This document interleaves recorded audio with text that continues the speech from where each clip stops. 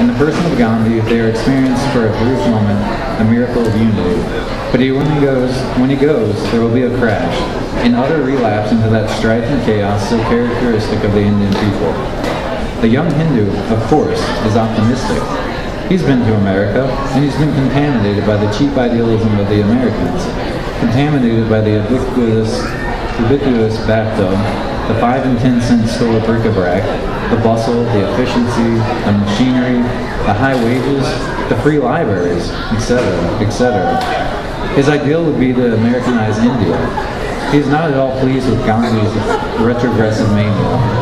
Forward, he says, just like a YMCA man. As I listen to his tales of America, I see how absurd it is to expect of Gandhi that miracle which will reroute the trend of destiny. India's enemy is not England, but America. India's enemy is the time spirit, the hand which cannot be turned back.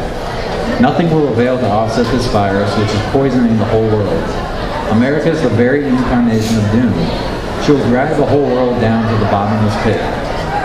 He thinks the Americans are a very gullible people. He tells me about the credulous souls who succored him there. The Quakers, the Unitarians, the Theosophists, the New Thoughters, the Seventh-day Adventists, etc. He knew where to sail his boat, this bright young man. He knew how to make the tears come to his eyes at the right moment. He knew how to take up a collection, how to appeal to the minister's wife, how to make love to the mother and daughter at the same time. To look at him, you would think him a saint. And he is a saint, in the modern fashion. A contaminated saint who talks in one breath of love, brotherhood, bathtub, sanitation, efficiency, etc. The last night of his sojourn in Paris is given up to the fucking business. He has had a full program all day. Conferences, cablegrams, interviews, photographs for the newspapers, affectionate farewells, advice to the faithful, etc., etc. At dinner time, he decides to lay aside his troubles. He orders champagne with the meal, he snaps his fingers at the garçon, and behaves in general like the boorish little peasant that he is. And since he has had a belly full of all the good places, he suggests now that I show him something more primitive. He would like to go to a very cheap place, order 2 or 3 girls at once. I steer him along the Boulevard de la Chapelle, warning him all the while to be careful of his pocketbook. Around Aubervilliers, we duck into a cheap dive, and immediately we've got a flock of them on our hands. In a few minutes, he's dancing with a naked wench, a huge blonde with creases in her jackets. I can see her ass reflected a dozen times in the mirrors that line the room, and those dark, bony fingers of his clutching her tenaciously. The table is full of beer glasses. The mechanical piano is wheezing and gasping. The girls who are unoccupied are sitting placidly on the leather benches, scratching themselves peacefully, just like a family of chimpanzees.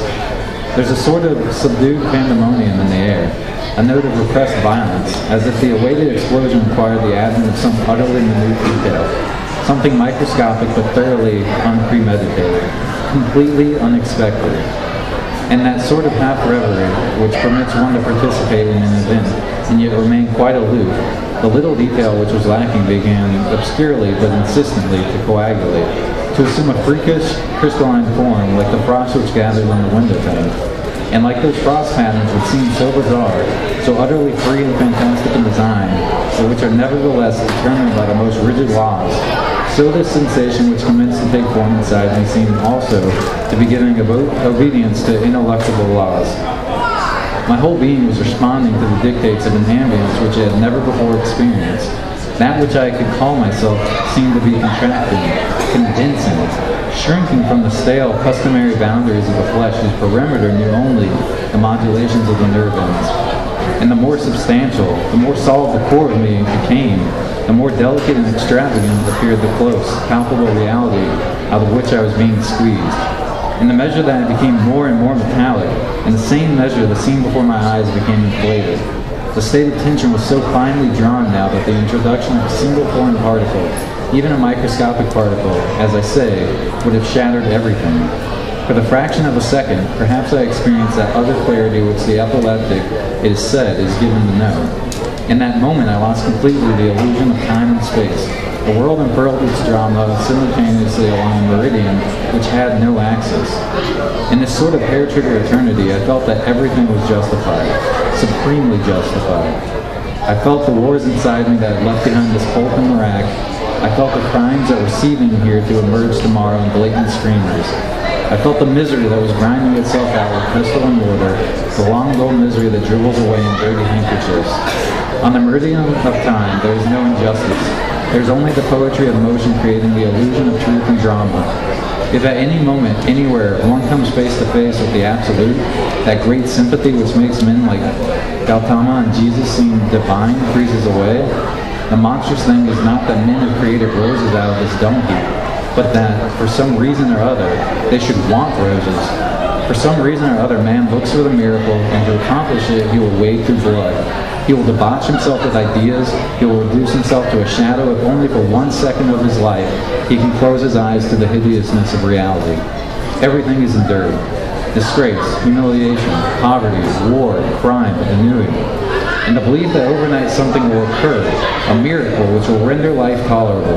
And all the while a meter is running inside and there is no hand that can reach in there and shut it off. All the while someone is eating the bread of life and drinking the wine, some dirty fat cockroach of a priest who hides away in the cellar guzzling it, while up above in the light of the street a phantom host touches the lips and the blood as pale as water. And out of the endless torment and misery, no miracles come forth, no microscopic vestige even of a relief. Only ideas, pale, attenuated ideas, which have to be fattened by slaughter. Ideas which come forth like bile, like the guts of a pig when the carcass is ripped open.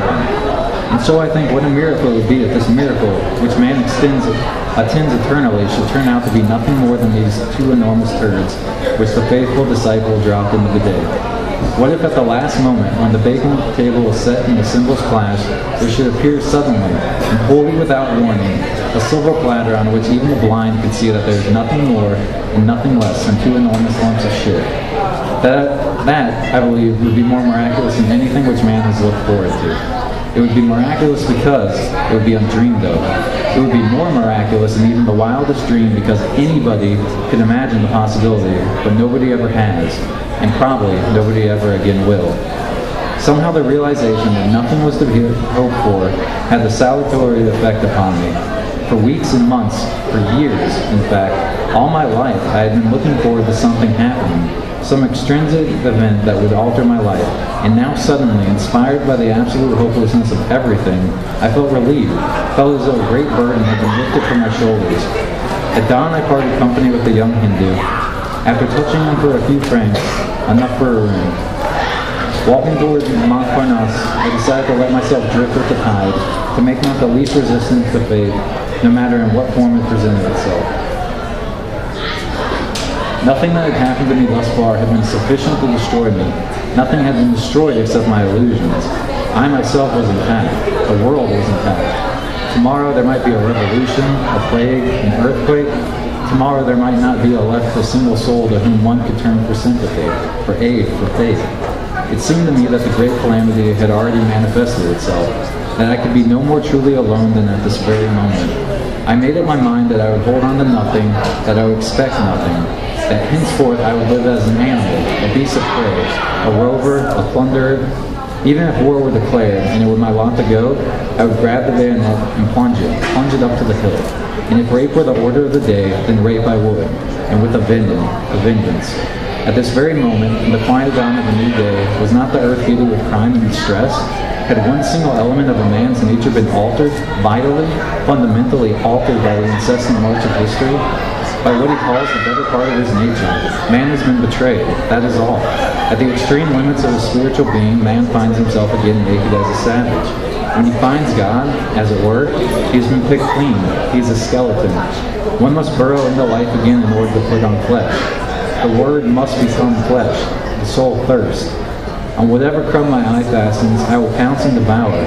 If the love is the paramount thing, or if the live is the paramount thing, then I will live, even if I must become a cannibal.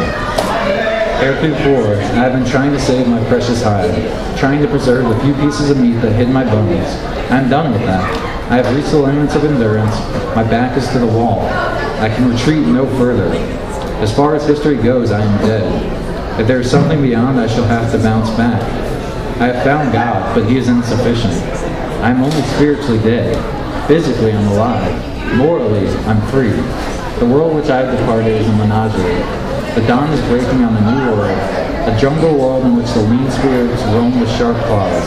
If I am a hyena, I am a lean and hungry one.